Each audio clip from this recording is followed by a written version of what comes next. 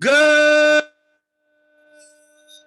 morning, Grinders. Welcome to DFS pregame show here on RotoGrinders. I'm Jordan Cooper, aka BlenderEd. Blender HD if you want to follow me on Twitter. And it's Friday. It's Casual Friday. I wasn't here yesterday. Yesterday it snowed here. I had to go out. I had to go to the doctor, whatever. But we're back here on Friday, joined by the people in the YouTube chat as usual. Suki Singh, Monster01, Card Fan. Good morning. Hit that thumbs up button on your way in the door. Hit the subscribe button if you're new here. Hit the notification bell to know when we go live. And it's week 18 in the NFL. So even though it's Friday, we still pretty much don't have any clue what the hell's going on, right? Because we got a lot of teams that have nothing to play for, or teams that have something to play for, but still have players that are out injured or on the COVID list. So we're still trying to figure out who's going to play, how much they're going to play. We see that we can tell somewhat from the team totals. Like, for instance, Cincinnati, like Burrow's not going to play, Mixon's not going to play. So their team totals should give a little bit more of a sense of like how many of the regulars are going to play. Like even like Green Bay, they really have nothing to play for.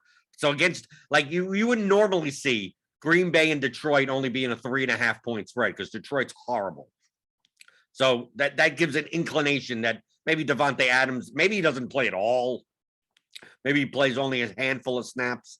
So we're still trying to figure that stuff out. So the projections will be so much more accurate, right? Come Saturday night, Sunday morning. We may get some surprise inactives even Sunday morning.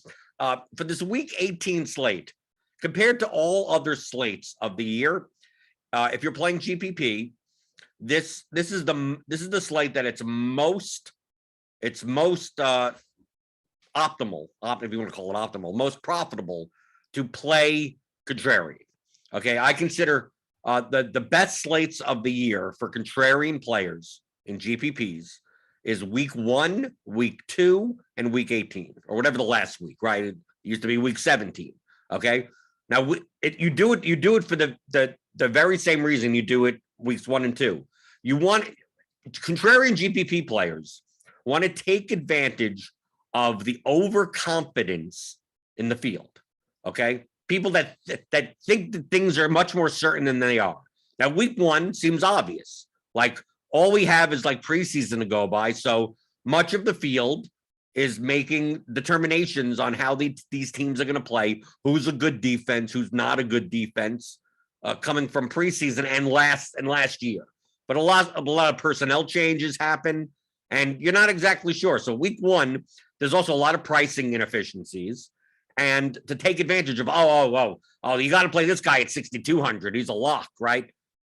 Are you that sure going into week 1? So like week 1, it's beneficial in GPPs to play contrarian. Week 2, you get the reverse of that, right? I love my favorite week is week 2.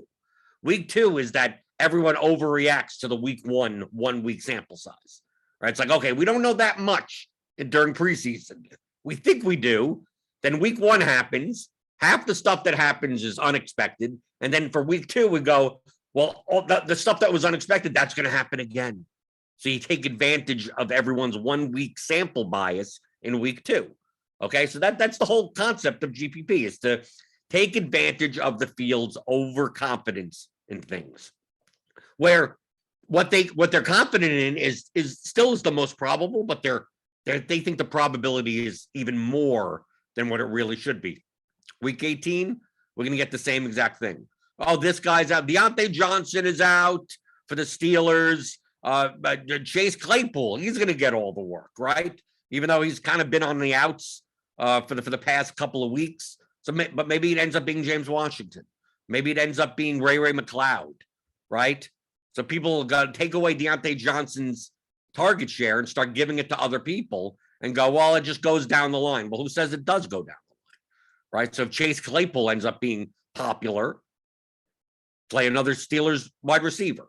We may have like Justin Jefferson, maybe popular, 8,100. Thielen not playing. Minnesota versus Chicago with a decent team total, right? We may have Cook and Jefferson being fairly chalky, right? How do we get away from that? Or let's take a look at running back, right? We may have a whole bunch of running backs that may be popular, right? Jonathan Taylor. So maybe now it's the time to play Michael Pittman or T.Y. Hilton. Devin Singletary, 6K against Buffalo. Maybe it's Gabe Davis that you play instead, right? You could look all the way down the line. Like you don't know how these teams are going to necessarily play during week 18. Players are going to be in, players are going to be out. We're going to what's going to happen on Saturday night, Saturday afternoon. We can get word so and so is going to sit for X team, and it's like all their starters are out, and then you're just going to have to like kind of predict, kind of guess on how the running backs and wide receivers are going to work for that team, right? And we see this every year. I remember one year, was it last year or the year before, where the Buffalo sat a bunch of their receivers, right? So it's like everyone went to like Robert Foster. Like, oh, he's wide receiver 1. And it turned out Duke Williams. It went like 7 for 120 or something. And Robert Foster did nothing, right? But it's like, yeah, according to the depth chart, Robert Foster should have been like the wide receiver 1, but it's like, why couldn't Duke Williams be the wide receiver 1? Why couldn't he? So like Robert Foster ends up being 18% owned. Duke Williams ends up being 2% owned. And there you go with the arbitrage. So those are the types of situations you should be looking out for this week. And we see with, for instance, like the Packers. Like we get word that like they're going to sit like their receivers, right? If it's going to be like, oh, we're going to sit Adams, Lazard, and Valdez-Scantling. People may go, it's like, oh, it's Equinemius St. Brown season, right? They use the SZN, just for ironically, I guess. It's Equinemius St. Brown season, and maybe it's Juwan Winfrey season. Maybe it's Amari Rodgers. What makes Equinemius St. Brown so much better, right? Oh, well, he has more experience with Aaron Rodgers. Does that mean anything? And they're all 3K. So it's like if he ends up being 10% owned, it could be that Amari Rodgers is 1% owned. And you do that instead. I'm pointing out a possible situation. They said all of their guys. But what happens if Adams sits? It's like, I got to play Allen Lazard. Like, do you? Maybe everyone goes to Allen Lazard, and it turns out Equinemius St. Brown is the one to play. Like, don't get wrapped up in like what's the most probable, because these situations are going to be quite fragile. We're not going to know. Are there any other situations do we have on the slate that are like that? I mean, does Washington have anything to play for? No. Is Antonio Gibson going to play? I don't know. He's probable. Okay, that what an awful game that's going to be. Washington versus New York, the Giants. How about Tampa Bay? Oh, how about the running back situation for Tampa Bay? Ronald Jones is out? Or just Tampa Bay in general? If we take a look at Tampa Bay here, right? Because we have Godwin out. We got Antonio Brown is left he's one flew over the cuckoo's nest. So what is it going to be? Oh, well, Silver Grayson had a good game last game, but who says? Maybe it's Tyler Johnson. If Ronald Jones is out, it's like, oh, well, I'm going to play Keyshawn Vaughn. Well, who says it's not Le'Veon Bell? Oh, I'm going to play Mike Evans. Who says it's not Rob Gronkowski? Maybe they play 2 tight end sets, and maybe Cameron Brake gets more work. You don't know. Rashad Perriman at 5K. Scotty Miller. You don't know how these guys. You don't know. You don't know. People are going to make assumptions and may not necessarily be true. So a 20% owned Keyshawn Vaughn, maybe something to fade. People are too confident in a situation that we don't have that much sample size for. So our current projections here in Gridiron IQ, as of what, last night, yesterday, or something like that. I mean, these things are going to change. But as of right now, looks like I'm going to play. There's a bunch of running backs to play. Is it more of a 3 running back slate than a wide receiver slate? I think before Sunday we'll be able to find more wide receiver value than running back value. That's what I think. So I think the running backs are fairly set. Right? Samaje Perine. It's like, do you want to play? He's going to still have a timeshare with the Bengals, and the Bengals have a 16-point implied total against the Browns, who have nothing to play for, who run the ball also a lot. So is that something you want to? Oh, what is filling in? Well, he's 5,300. It's not like he's that cheap. How much is Cam Akers going to cut into Sony Michel's workload? I don't expect it to be that much, but is it enough so that at 6K is he worth playing? We don't know. But at wide receiver, I could see, some of these guys just get ruled out, just like inactive. Well, looking here, I mean, who knows? Maybe Justin Jefferson doesn't even play. Do the Vikings have to win? We got DJ Moore again, Chase Claypool, Brandon Cooks, Jalen Waddle, DK Metcalf, obviously Cooper Kupp, 9,700. Can you afford to pay up for him? Who knows? But this would be the slate. If everyone's kind of gravitating towards certain players, this is the most fragile, one of the most fragile slates of the entire year. So if you're playing large field GPPs, be more inclined to have a less owned lineup. Nothing's for sure.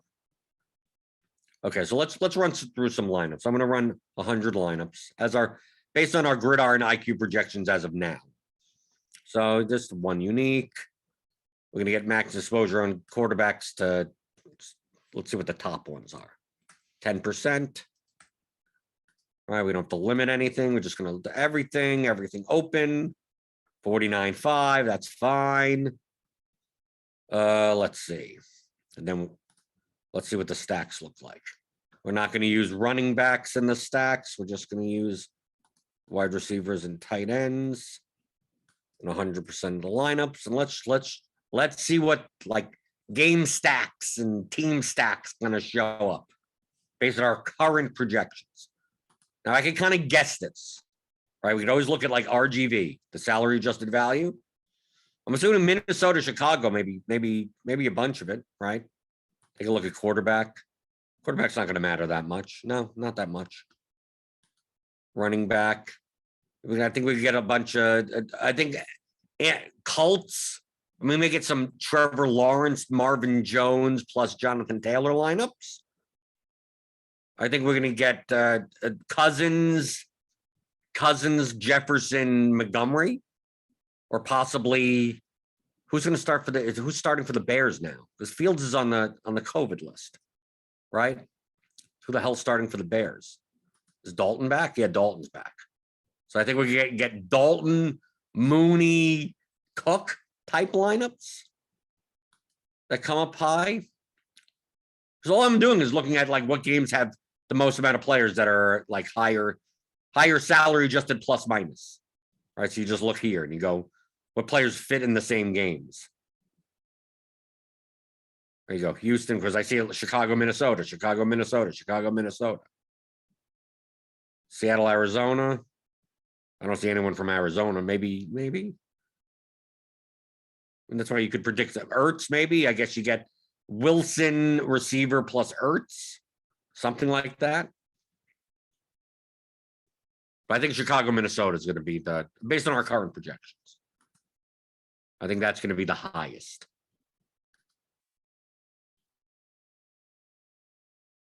No, the quarterbacks don't have that much of a drastic difference based on price. That's going to make that much of a difference. The Buffalo receivers don't project that well. Arizona, maybe get Murray, Ertz. Maybe we see Kyler Murray plus Ertz plus someone with Rashad Penny or DK Metcalf as a run back, something like that. I could see that. Kyler Murray's plus 2.79 salary adjusted value in our current projections. So we'll see. That's why you run lineups. You run lineups and you take a look. Kevin McCarthy used his thummy thumb. Yeah, use all the thummy thumbs you want. Give me those thummy thumbs. I'm watching Twitter. You still got news coming in. Jamison Crowder will practice today. Does that matter? I don't think so. Okay, we're almost there. I'm predicting Minnesota, Chicago is. I mean, maybe not by that much. Okay. Okay, so we get Kyler Murray. Okay, so here we go. Kyler Murray, 138.59. Murray, Wesley, Ertz, and Rashad Penny as the run back, as a 3+1. Right? That makes sense. 4,100 for Wesley. Apparently seems to catch every touchdown. And that's the highest total game on the slate, 48. We have a lot of low totals. Okay, that kind of makes sense. Then we go to Russell Wilson. It's on the other side of the game. So Wilson, Lockett, Everett, Ertz. Double tight end, I guess. But here's one, right. Wilson, Lockett, Metcalf, Ertz. Right, top lineup is 136.79. Right, there's 138.59 for Kyler Murray. Stafford, 135.98. Stafford, Van Jefferson, Higbee. So no Cup. And then you run it back with where? With Eli Mitchell. OBJ, Higbee. These lineups don't have Cup in it. Do any of the top lineups have Cup in it? There's 9,700. Makes it tough. No, doesn't look like it. That would be interesting, right? To play Stafford stack without Cup. Mac Jones, 135.82. Jones, Myers, Henry. New England at Miami. And then Jalen Waddle as the run back. Not a big fan of that game. I think New England will run the ball a lot. But you never know. Then we get Kirk Cousins. Okay, so here we go. Chicago. Right, we get Cousins and Dalton. 135.79 for Cousins. 135.75 for Andy Dalton. So this Cousins lineup would be Cousins, Jefferson, Conklin with David Montgomery. So the run, I'm assuming the Dalton lineup is going to be Dalton, Mooney, Kmet, something like that with Cook as the run back. Or maybe Jefferson also. Right, so here we go. Dalton, Mooney, Kmet, Jefferson. And here's one with Cook. Right, so we're looking at the difference between two lines. It's the same projection. This one's slightly lower owned based on our ownership. Of course, Dalton's not going to be 0% owned. The ownership has not been updated since that news. Do you think people are going to be playing Andy Dalton? No, I don't think so. Am I willing to take a shot? Maybe I am. But look at Kirk Cousins. I'm not sure if people are going to be playing that stack at all. And that game's being played indoors, right? Chicago at Minnesota. Yeah, okay. So why not? Especially when it's so cold outside. And we got Tua to play the other side of the game. Yeah, I guess this Miami-New England game doesn't project that badly. Parker's cheap. Waddle's, well, 6,300 ain't bad. New England's a pain in the ass. That's the problem. Hunter Henry at 4,000. I guess he's playable. You play Tua, Parker, Waddle, Henry. Okay, if you'd have told me beforehand, I would have said, I don't know, I'm not sure about that. But looking at the numbers, I guess it makes sense. Tom Brady, right? Brady, Grayson, Gronk. And then DJ Moore. Still Grayson, 4,400. Yeah, there's going to be a lot of guys in that range. A lot of guys in the mid threes, the 3,000 to 4,500 range. You have a lot of options. Marvin Jones, like if we go to Jacksonville, right? Trevor Lawrence, I said before, 134.71. Lawrence, Austin, Jones Jr. Jonathan Taylor is the run back. You're going to have a lot of options. We're going to see some of these guys rolled out. We're going to see this guy's not going to play. Or going to be on a snap count. It's going to be one of those things. They're going to be monitoring this. Play the first half, that type of thing. Or that's going to happen and no one's going to mention it. right? It's going to be the second half. You're going to be like, where's this guy? How come this guy's not in? It's like, oh, he was only going to play the first half. And like the coaches never told anyone. No beat reporters ever asked about it. And just, it happens. Just you throw up your hands and you go, ah. That's why I want to kind of stay away from where the ownership's going to be. Marvin Jones is going to be 13% owned. Maybe it's LaVisca. Maybe it's a LaVisca day. It's almost never a LaVisca day, but it could be. So just running lineups. You could do this with lineup HQ. This is what you should be doing. To me, this is what I consider research. Right? All the football stuff is taken care of for me already. So if you want to sign up for RotoGrinders Premium, if you just want to sign up for a month just for NFL, feel free to do so. Click on the link in the description. Get $10 off your first month. Bang the drum in chat. Blender, you on Grinders Live tonight? No. Grinders Live for what? NBA's and I don't understand how people play NBA. NBA DFS, I don't know. I'd rather bang my head against the wall. I'll play NBA once we get back to normalcy. Normalcy in NBA DFS was 14 people on the injury report, and we're not and 17 minutes before lock something major happens. That's normal NBA DFS. Now there's 74 people on the injury report. Half of the teams have players that they signed off the street. The starting line, people that they have 9-man rotations, and 6 of the guys you never heard of before last week. And then even then, there's like 17 things that happen before lock. Like I don't know. I don't know how you do it. I don't know. Well, we'll find out next week. I don't even know what's going on. If I would have turned to and let me look at the NBA projections. I guarantee you there's going to be people on this. I have not played NBA DFS for a little over 2 months. I did in the beginning, and then it got ridiculous. But I guarantee I'm going to go over to this NBA tab, and I'm going to see people projected that I've never heard of before, right? That I just literally never heard of before. Okay, let's go to the RGB. Okay, Jordan Clarkson apparently. Look at these values. Look at that. I mean, this is what kind of slate is this? Like based on our current projections in NBA, it's like 1, 2, 3, 4, 5, like 5 or 6 players are on a normal slate where you just lock into all your lineups. Apparently, everyone from the Jazz is gone. Did the Jazz die? What happened to the Jazz? Because look, you got Clarkson, Gay, Whiteside, all on Utah, and all projected for God knows how many points. And Anthony Simons apparently is now 6,200. What's going on with Portland? Are they all dead too? Jalen Brunson, 7,000, obviously, of course, right? Why wouldn't Jalen Brunson be 7,000, right? I'm used to him being 3,500. Bryn Forbes apparently is a value today. Let's see what other players look completely out of place with their salaries from not paying attention the entire year, right? For the most part, everything kind of looked normal. I see SGA is 8,700 and probably never makes value, right? That typically happens. Yeah, but imagine playing this. I mean, what would the optimal look like in NBA? You're going to see all the Jazz players, right? Right? Harden, Clarkson, Walker, O'Neal, Whiteside, Simons, Gay, Jokic. Can you even fit all these guys in?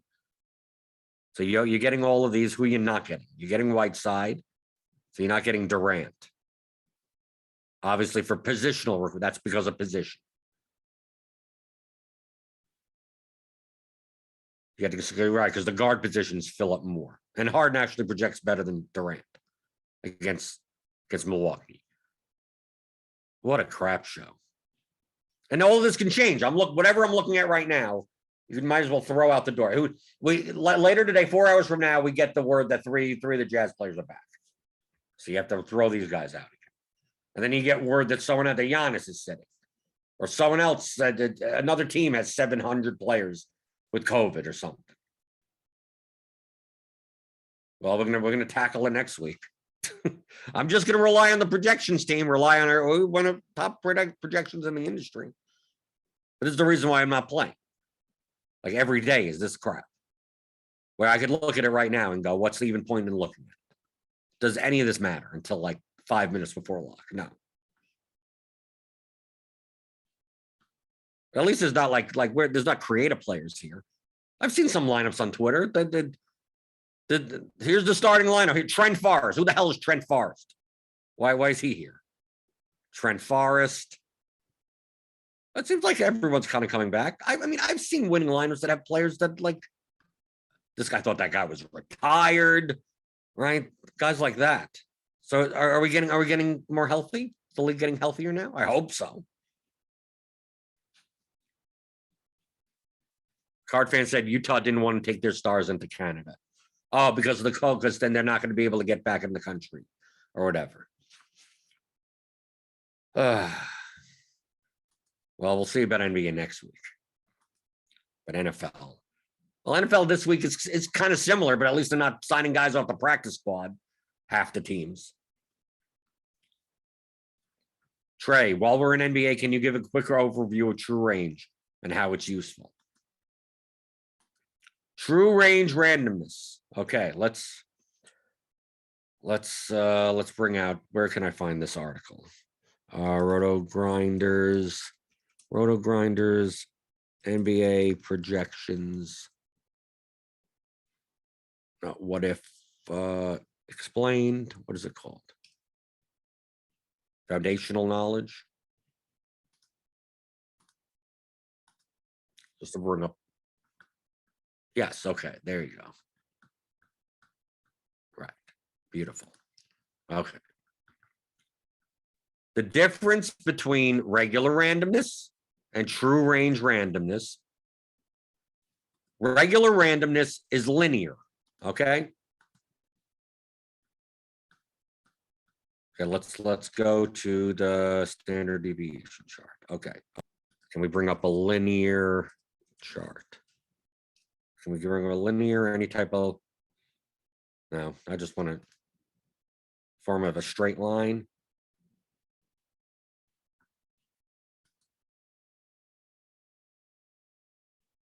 Okay, we don't really, I guess we don't have to bring up a chart. Okay, the difference is, okay, let's take Hassan Whiteside. Here's a 30-point projection. We'll just say, don't worry about 30.38. Okay, here's a 30-point projection. 10% randomness means it's going to add linearly on both sides of his projection 10%. So what's 10% of 30? 3. So that means 27. 30 minus 3 is 27. 30 plus 3 is 33. That would be a 10% range of outcomes. 10% plus, 10% minus. So every time a lineup gets spit out, if you want 150 lineups, every time the lineup builder goes through a run of making one lineup after the next lineup after the next lineup, it's going to randomly choose a number between 27 and 33 as the Hassan Whiteside projection. Okay? Let's say you have randomness at 5%. So what's 5% of 30? 1.5. So that means 28.5 to 31.5. Let's say you have randomness at 50%. What's 50% of 30? 15. So it's going to go, Hassan Whiteside's projection is going to be anywhere from 15 to 45. Okay? Now that's a very wide range. It's extremely, when you put randomness at 50%, you're almost getting rid of the projections at that point.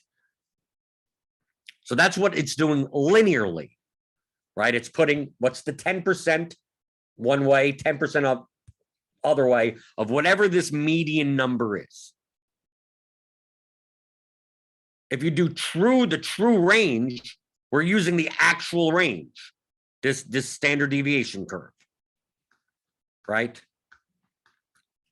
This is what a projection really looks like, right? The number that you see in that FPTS column is the median, the 50th percentile. The number that you're seeing in the floor and the ceiling are one standard deviation above and below on that player's range of outcomes. So for Hassan Whiteside, his floor, his -1 standard deviation is 13. His +1 standard deviation is 51. So if you put on true range randomness of 10%, it's going to do, instead of it being linear, it's going to go 10% on whatever the number is on this curve.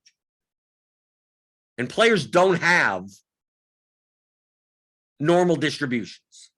They're close to normal distributions, but they're not exact normal distributions. So if you set true range randomness for 10%, Hassan Whiteside linearly under the regular randomness would go from 27 to 33. Okay? For the regular randomness, 10% linear. What's 10% of 30? 3 points. What's 30 minus 3? 27. What's 30 plus 3? 33. It's not caring. It doesn't know. It's not looking at the floor, the ceiling, nothing. It's just going, what's this middle number? What's 10% one way? What's 10% the other way? When you do true range randomness, it's using the floor and the ceiling to go, what's 10% one way and 10% distance the other way? Maybe 10% one way, instead of 27 to 33, it's actually 26.2 to 35.2, right? Maybe it's actually a little bit, the 10% is slightly wider or slightly lopsided to one side or slightly lopsided to the other side by a half a point or a point. Obviously, the lower the randomness you use in true range, like it's not going to make that much of a difference. Like 5% is not going to matter by maybe 0.1, 0.2, something like that. But you're going to do like 20%, 15, 20%. The range may be a little bit lopsided or in one way or the other for certain players. So it's going to use the true range from floor to ceiling, as opposed to the linear range, which is just whatever that number is, right? You go, you put the true range of outcomes 10%. It's going to be 10% of every player. Jalen Brunson, 40-point projection. Is going to use 36 to 44. That's it. It's not going to care about the floor or the ceiling. It's not going to care about the true range. Just be what's the middle, what's 10% linear this way, what's 10% linear the other way. If I click on true range randomness, then it's going to go 10% of that curve, of this actual curve of the player, which may not be dramatically different from the linear. It may not be dramatically different. So it's not like some magic button or anything. And because you have to do it globally, it's not like you could set these for specifically for certain players. That would be in addition to lineup HQ, which probably is coming down the line. Where instead of setting this true range randomness globally, you'd be able to set it per player. You'd be like, well, I don't mind using the hard median for these players, but for Nikola Jokic, I want, 10% up and down, right? 5% up or down, right? And you could do it more granular per player if you wanted to. But that's the difference between regular randomness or regular range of outcomes and true range of outcomes or true randomness. Is it should it matter that much? No. If you did it linearly, obviously doing it under the true range is I would consider to be slightly more accurate, right? But your results shouldn't be all that different. The lineups that you should be producing, if you set that for 5% and ran lineups, it shouldn't be that dramatic. Dramatically different. The lineup set, I'm going to build 20 lineups this way, 20 lineups by clicking the box. It's probably not going to matter that much. Obviously, the larger you put the randomness, then the ranges get a little bit wider. But of course, the more you put randomness on, the more the projections don't matter anymore. Because imagine putting 100% randomness. Then you're basically saying projections on, I'm going to treat all the players the same. The projection literally doesn't matter. You do 75%, you might as well do 100 at that point. Even 50%, like 50%.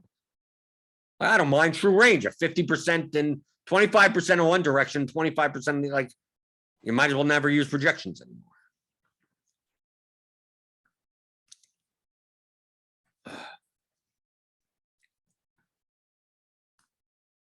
And it works the same in football. So I mean, it's the same thing with football. I mean, you could use true range rent and the floor ceiling.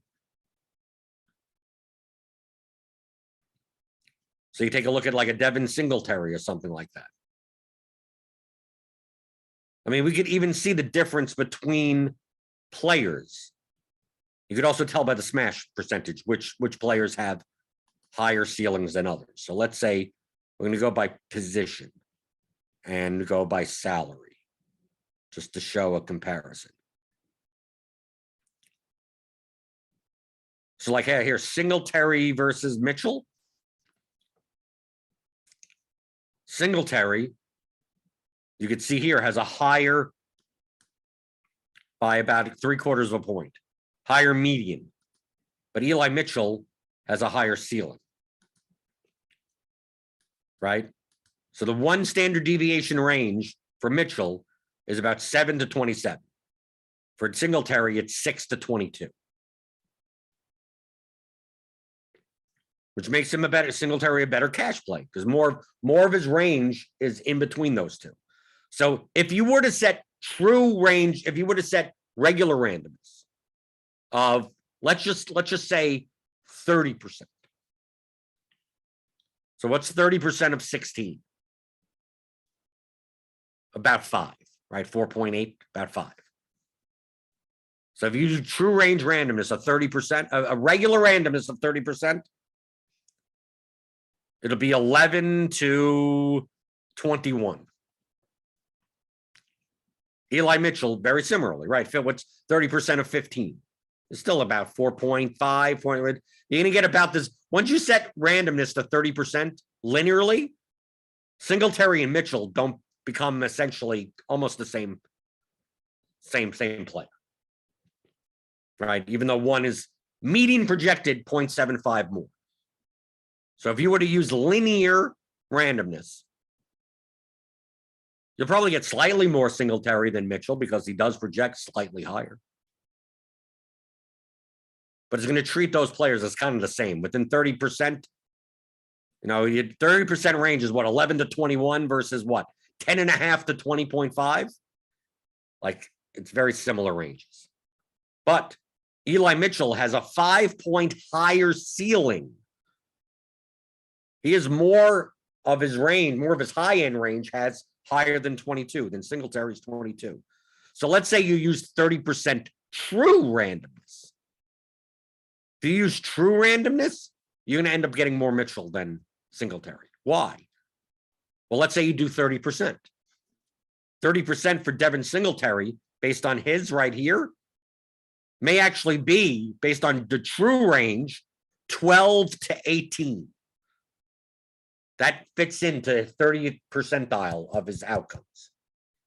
Eli Mitchell may be 11 to 21. A wider range, which means anytime the builder builds, it's going to choose one of those. But Eli Mitchell has between 18 and 21 to also choose from. There are more of those in there. So you may get more Eli Mitchell based on true range randomness. Because he similar median, but higher ceiling.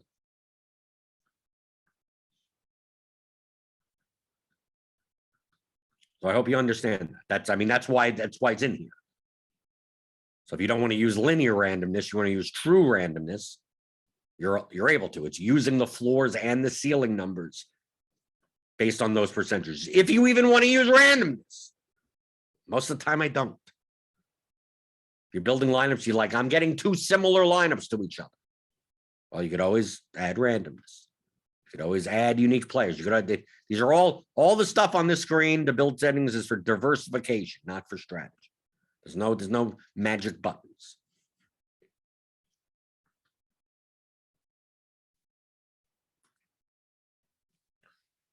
But that works in any sport. Probably works. It probably is better used If you're going to use randomness, it's probably better used in basketball. Baseball, it's almost pointless.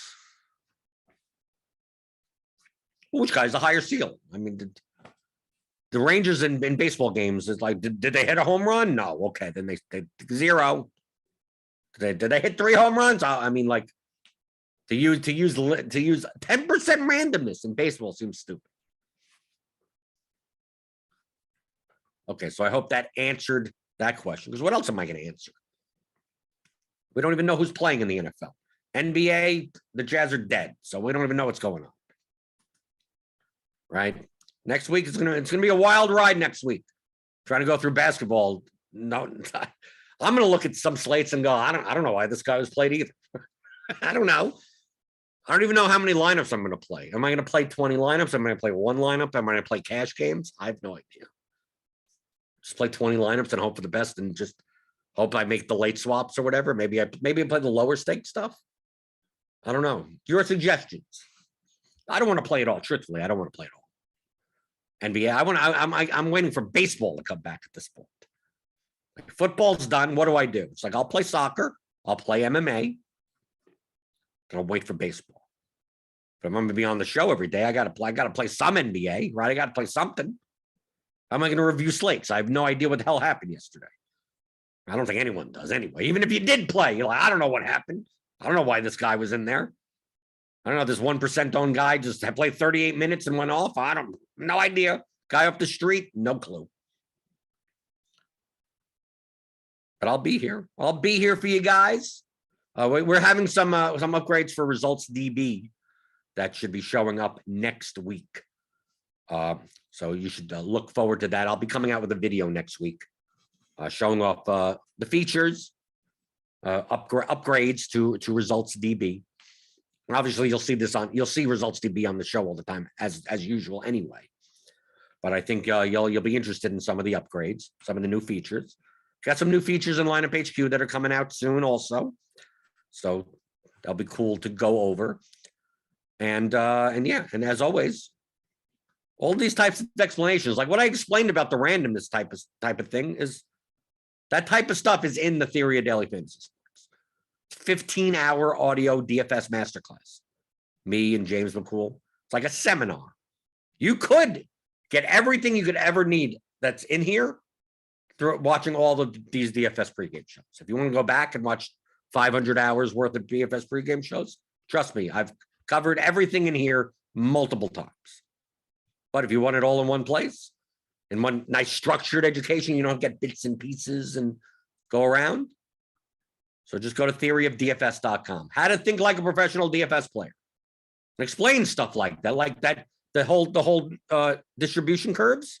That's explained. I mean, we cover that in player selection, right? 2.5 hours of explaining exactly what the statistics of how to project players in sports are. And this applies to any sport. So you don't have to be playing football or baseball or basketball. That's why you see like good DFS players tend to be good in every sport. I hate the NBA, yet it's my most profitable sport. So go check that out. Another thing, I do private coaching. Private, if you want to call it private group coaching. About once a week as part of the Blenders Game Theory channel in our RotoGrinders Discord. Now, that's only available for premium members. So you have to sign up for any premium membership. It could be single sport, it could be combo, whatever. As long as it's premium, as long as you're paying something to RotoGrinders, you get access to that channel. And it's a channel just dedicated to DFS strategy and game theory. So it's not slate related. We don't talk about specific slates. And as part of that channel, you get access to private group coaching calls that I do about once a week over Zoom. And the link gets posted in that channel. And we typically get anywhere from 20 to 60 people in there. And you sign up on a little form if you want to talk. And I answer and talk through whatever you want to talk through. We do screen sharing in there. And yeah, so it's like your own little private coaching session. Of course, you have your classmates also viewing it at the same time. So it's not, a lot of people show up and they don't have any questions. They just want to watch. They just want to listen. That's perfectly fine. but it's a resource for you to just sign up. So the next one is tomorrow at 3:00. 3:00. They move around. It's not one day. I move it because some people aren't available on weekdays. Some are available only on weekend nights, and some on afternoons. So it moves around week to week, just so I can hit as many time zones and time periods that I can. And the calls are not recorded, so you can't watch them later. Because if you're going to share, people are going to share their own personal, because people share their own RotoTracker stuff. I mean, treat it like a private coaching call. So I don't want people like, I don't want this to be on the record. I don't want other people to, look me up later or whatever. So it's like kind of like Snapchat type of thing, right? You do a session for an hour and a half, and whatever happened there, gone. Whatever happens in Zoom stays in Zoom.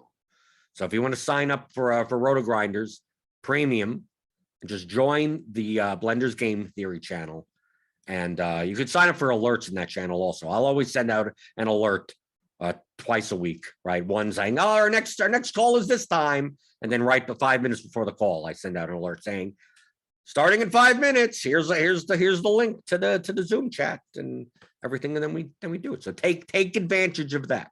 So if you want further explanations, if you're listening on the podcast feed, hi podcast feed people that aren't here live, and you're like, "Oh, I would love to ask you questions." I answer questions from the YouTube chat, but some people can't make it at 11 o'clock in the morning Eastern.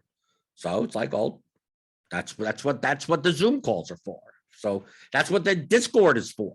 So feel free to post any question you want on that channel, and I answer. So a lot more of the benefits you get from a RotoGrinders premium membership. And Shannon Lambert says Blender OnlyFans. Now, this is the Theory of Daily Fantasy Sports is my OnlyFans, right? What am I going to post on OnlyFans? You want some nudes? Is that going to make me more money?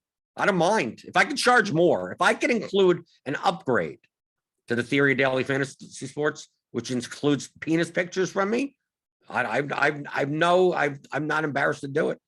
It'll be a premium. It'll have to be a big upgrade, right? You're only about $1,000. I don't mind selling penis pictures for $1,000 a pop.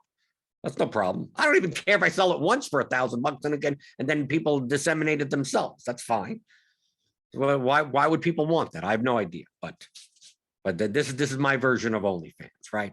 The Blenders Game Theory channel, the Theory of Daily Fantasy Sports course, and we'll see what's going on for NFL on Sunday. But we'll be reviewing it as I always do on Mondays. As James will still be on Mondays, and then we'll try to figure out basketball until baseball season on the other days of the week, because we're back to a regular schedule. I do have some days off. I have some trips planned later in the month, so there'll be periodic days off here and there. But we're back on a full-time schedule because regular season NFL is over. So you could always check out the show. As always, give me those thumbs ups on your way out the door. Hit the subscribe button. If you're new here, hit the notification bell to know when we go live. We got Grinders Live later today, not with me, but Grinders Live for NBA. We got a whole bunch of NFL content for week 18. And I'll see you back again on Monday, answering your DFS strategy questions, as always, on the DFS pregame show on RotoGrinders.com.